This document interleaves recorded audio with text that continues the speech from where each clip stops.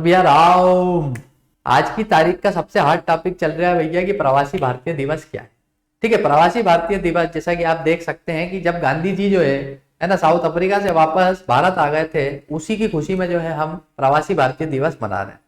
तो भैया आपको इस वीडियो में यही सब जानने को मिलेगा कि प्रवासी भारतीय दिवस हम क्यों मना रहे हैं। ठीक है, यदि आप किसी परीक्षा की तैयारी कर रहे हैं, स्टेट की हो या सेंटर की हो, तो वहां पर किस प्रकार के प्रश्न पूछे जाएंगे आज के इस टॉपिक से रिलेटेड अपन वो भी डिस्कस करने वाले हैं। तो भैया गांधी जी जो है ना, वो क्या करते हैं, भारत में उनकी जो है जन्म होता है गांधी जी का पोरबंदर गुजरात के अंदर। फिर वो अपनी स्कूलिंग करते हैं और फिर जो वकालत की पढ़ाई के लिए जो है वो लंदन चले जाते हैं, वहां से वापस आते हैं। फिर वकालत प्रैक्टिस करने गया साउथ अफ्रीका से, उनको न्योता आ जाता है तो फिर वो वहां चले जाते हैं। उसके बाद इतना पूरा घूम घाम के 45 वर्ष की आयु में वो 1915 में आते हैं, कहां पर, वापस भारत में। और 9 जनवरी 1915 को जब वो वापस आ जाते हैं, उसी दिन को मनाने के लिए हम प्रवासी भारतीय दिवस मनाते हैं। ठीक है, उसी के सेलिब्रेशन में। उसके बाद क्योंकि आपको मालूम है कि गांधी जी चंपारण जाते हैं, अहमदाबाद जाते हैं, खेड़ा जाते हैं, और फिर जितने भी हमारे नेशनल मूवमेंट चलते हैं उसमें भी नेतृत्व भी करते हैं, कहीं कहीं पे अपना योगदान देते हैं पूरी तरह से। उनके कारण ही जो है उनका भी एक हाथ रहा था हमको आजादी दिलाने के लिए। ठीक है, तो प्रवासियों का क्या रोल रह सकता है किसी भी देश के विकास में, किसी भी देश की जो है उन्नति में, उसी को जो है मनाने के लिए, इसी उपलक्ष्य में जो है हम प्रवासी भारतीय दिवस मनाते हैं। अब हम अगर देखें कि इस टॉपिक में किस प्रकार के प्रश्न जो है वो आपसे पूछे जा सकते हैं, ये देख लेते हैं अपन। तो भैया अभी अपन ने देखा कि ये किस दिन मना, जो है अपना सवाल है वो बोल रहा है कि प्रवासी भारतीय हमने कब से मनाया जाना शुरू हो गया है। तो भैया 2003 से जो है वो हम मना रहे हैं, यानी 2003 में हमने डिसाइड कर लिया था कि भैया इस दिन से हम प्रवासी जितने भी है उनका आभार व्यक्त करना अपने को। तो 2003 से अपन ने मनाना चालू कर दिया, और 2003 से 2015 तक हम हर वर्ष मनाते थे, यानी कि हर वर्ष जो है वो इसका आयोजन होता था। पर 2015 से हमने सोच लिया कि नहीं यार, 2 साल में एक बार मनाएंगे, लेकिन धूमधाम से मनाएंगे बिल्कुल। ठीक है, क्यों? क्योंकि बार बार हर वर्ष जो है वो बुलाना सभी के लिए पॉसिबल नहीं होता था, तो 2 साल में एक बार मनाएंगे, धूमधाम से मनाएंगे। तो 2015 के बाद से हम 2 वर्ष में एक बार मनाते हैं। किस दिन मनाते हैं? तो अभी अपन ने देखा कि भैया 9 जनवरी के दिन बापू वापस आए थे, तो 9 जनवरी के दिन ही जो है हम प्रवासी भारतीय दिवस मनाते हैं। क्यों मनाते हैं, अगला सवाल है अपना, क्यों? क्योंकि भैया 9 जनवरी 1915, ये डेट ऐसी की ऐसी पूछी जा सकती है। 9 जनवरी 1915 में बापू जो है वो साउथ अफ्रीका से वापस जो है वो भारत आ गए थे, यानी महात्मा गांधी की हम बात कर रहे हैं, इसीलिए जो है हम इसको मनाते हैं। 2023 का आयोजन कहाँ हो रहा है? तो भैया ये देश के सबसे स्वच्छ शहर इंदौर में ही हो रहा है। ठीक है, बिया का शहर है इंदौर शहर, वहां पर जो है वो इसका आयोजन हो रहा है, जो कि कहाँ है, मध्य प्रदेश की आर्थिक कैपिटल है भैया। और ये 17वां आयोजन है। ये कौन से नंबर का आयोजन है ऐसा भी पूछा जा सकता है, तो ये 17वें नंबर का आयोजन है, जो कि 8 जनवरी से 10 जनवरी का पूरा प्रोग्राम सेट है भैया। मोदी जी भी आए थे यहाँ पे, है ना। तो ये हमने देख लिया 2023 के आयोजन से संबंधित। अब देखें अगर 2023 की थीम क्या थी, तो कई बार परीक्षा में सीधे सीधे जो है वो थीम भी पूछ लिया जाता है, ऊपर से भैया इतना ट्रेंडिंग टॉपिक है तो ये तो पूछे जाने की पूरी संभावना है। तो थीम हमने इस बार की रखी थी कि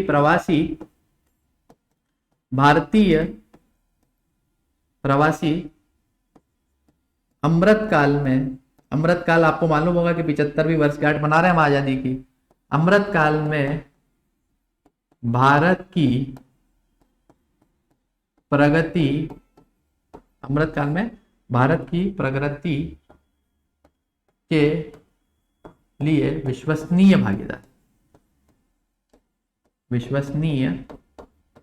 भागीदार है, यानी कि भैया इनकी पार्टनरशिप के बिना कहीं पे भी तरक्की संभव नहीं है ना, बहुत मुश्किल है तरक्की। तो भागीदार जो है वो इनके लिए, हमको इनको भागीदार बनाना जरूरी है। तो ये 2023 का है। 2021 में क्या हुआ, कहाँ मनाया गया था भैया? तो ये दिल्ली में ही आयोजित हुआ था, लेकिन आपको मालूम है कि कोरोना का कहर जो है वो चल रहा था भैया, तो वर्चुअली यानी कि ऑनलाइन माध्यमों से ही जो है वो आयोजन किया गया। और उस वर्ष का जो है वो थीम क्या था? तो उस वर्ष का थीम था आत्मनिर्भर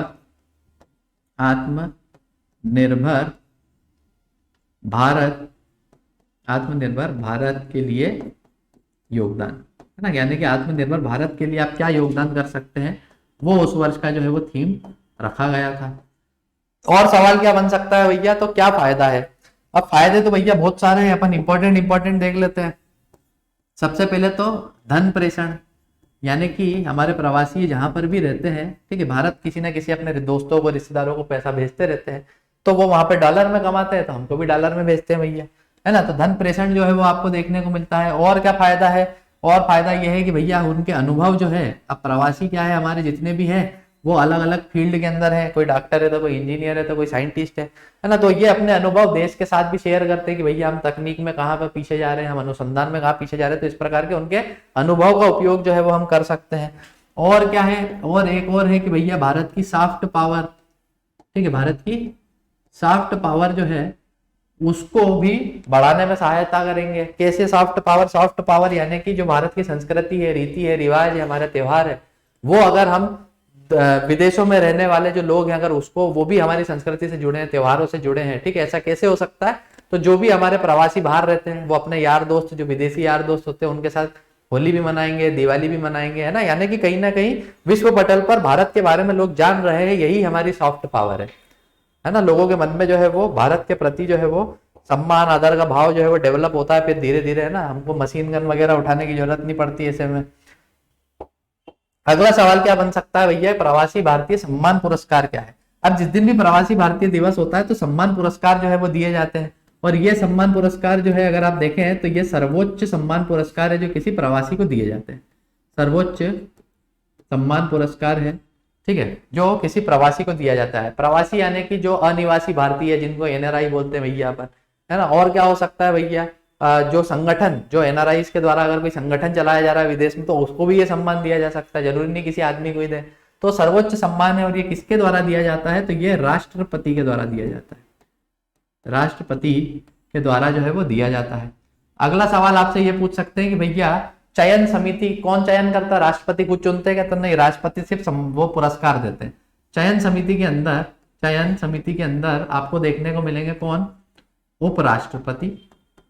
उपराष्ट्रपति क्या होते हैं? चयन समिति के अध्यक्ष होते हैं भैया, ये अध्यक्ष देखने को मिलेंगे आपको। और इसी चयन समिति के अंदर एक उपाध्यक्ष भी होते हैं। वो कौन होते हैं भैया? वो होते हैं हमारे विदेश मंत्री। विदेश मंत्री जो होते हैं वो क्या होते हैं? वो उपाध्यक्ष होते हैं। उपाध्यक्ष होते हैं किसके? चयन समिति के, कि किसको देना है भैया ये सर्वोच्च पुरस्कार प्रवासी भारतीय का। अब अगला सवाल पूछ सकते हैं कि इस वर्ष के पुरस्कार जो है किसको दिए गए हैं? तो भैया कुल 27 लोगों को जो है वो इस वर्ष के पुरस्कार दिए गए हैं, जिसमें इंपॉर्टेंट आपको याद रखना है कि गुयाना नाम का जो एक अफ्रीकी देश है, वहां के जो राष्ट्रपति है, ठीक है, उनको जो है ये पुरस्कार दिया गया है।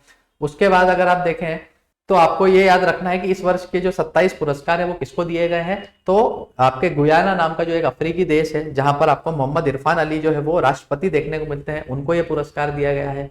और भूटान के अंदर जो संजीव मेहता साहब रहते हैं, उनको ये पुरस्कार दिया गया है। इसके अलावा अगर आप देखेंगे तो ब्रुनेई जो देश है ना, वहां पर आपको देखने को मिलते हैं डॉक्टर एलेक्जेंडर मलियाकेल, उनको ये पुरस्कार दिया गया है। सिंगापुर के पीयूष गुप्ता साहब है जो बिजनेसमैन है, उनको ये पुरस्कार दिया गया है। तो ऐसे पूरा 27 तो याद नहीं रखना आपको, लेकिन कुल नंबर याद रखना 27।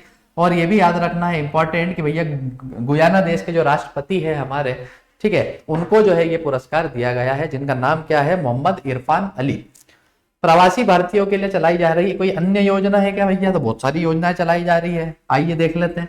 सबसे पहले अगर आप देखेंगे तो एक प्रवासी भारतीय कौशल विकास योजना चलाई जाती है। कौशल विकास योजना जो है वो चलाई जाती है। और क्या चलाया जाता है भैया? एक माइग्रेट करके पोर्टल है। इसके अंदर क्या है? इसके अंदर पूरा डेटाबेस होता है कि भैया हमारे प्रवासी कौन कौन से देश में है, यदि उनको कोई जरूरत हो तो भारत जो है उससे संपर्क साधा जा सके, यदि हमको कोई जरूरत है तो हम उनसे संपर्क साध सके, है ना। तो ई माइग्रेट करके एक पोर्टल है भैया। एक नो इंडिया प्रोग्राम जो है वो हम चलाते हैं, KIP करके। नो इंडिया प्रोग्राम है ना, भारत को जानो। जितने भी प्रवासी युवा है 18 वर्ष से 30 वर्ष तक के, उनको हम भारत आने का आमंत्रण देते हैं, ठीक है, उनको घुमाते हैं, जिससे कि वो भारत से जुड़े रहे। ऐसा नहीं है कि वो अपने आप को अंग्रेज समझने लग जाए, ठीक है, फिर अपनी क्या मदद कर पाएंगे। तो नो इंडिया प्रोग्राम जो है अपन ये भी चलाते हैं। और अगर आप देखें तो हम क्या है, स्कॉलरशिप चलाते हैं भैया।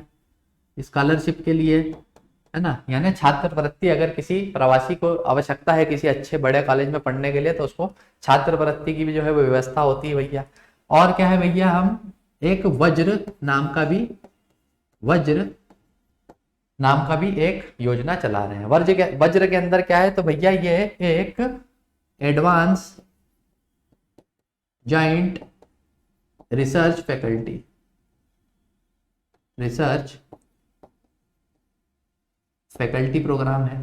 ठीक है, advance joint research faculty programme है भैया। इसके अंदर क्या होता है कि जो डॉक्टर इंजीनियर बन गए हैं प्रवासी, ठीक है, या कोई साइंटिस्ट बन गया है, तो उनको हम क्या बोलते हैं कि भैया रोटेशन के माध्यम से बोलते हैं कि आप भारत आइए, भारत आके क्या करिए, आप थोड़े दिन यहाँ काम करें, हमारे यहाँ पे जो जो इम्प्रूवमेंट हो सकता है वो आप कर दीजिए, ठीक है, और उसके बाद जो है वो आप चले जाइए। तो इस प्रकार का एक रोटेशन एक्सचेंज टाइप का एक प्रोग्राम है, जिससे कि हम भी जो है वो हमारे प्रवासियों के अनुभव जो है वो शेयर कर सके और हम भी आगे बढ़ सके। तो भैया परीक्षा से संबंधित इतने जितने भी सवाल हो सकते थे वो सब अपन ने डिस्कस कर लिए हैं।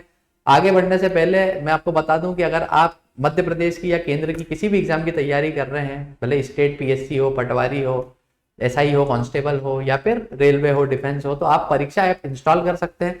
परीक्षा ऐप के अंदर आपको क्या है, जितनी भी टेस्ट सीरीज दिख रही है भैया, ठीक है, आप एक बार ऐप देखोगे तो ऐप में जितनी भी टेस्ट सीरीज है वो सारी टेस्ट सीरीज एक बार में ही अनलॉक हो जाती है। एक बार में अनलॉक हो जाती है मतलब क्या है कि भैया आपको एक टेस्ट सीरीज का पेमेंट करना है और उसके बदले में आपको सारी टेस्ट सीरीज जो है वो मिल जाती है पूरे एक साल के लिए। अगर आप कोड यूज करेंगे BIA40 तो आपको 40% का भी डिस्काउंट मिल जाए।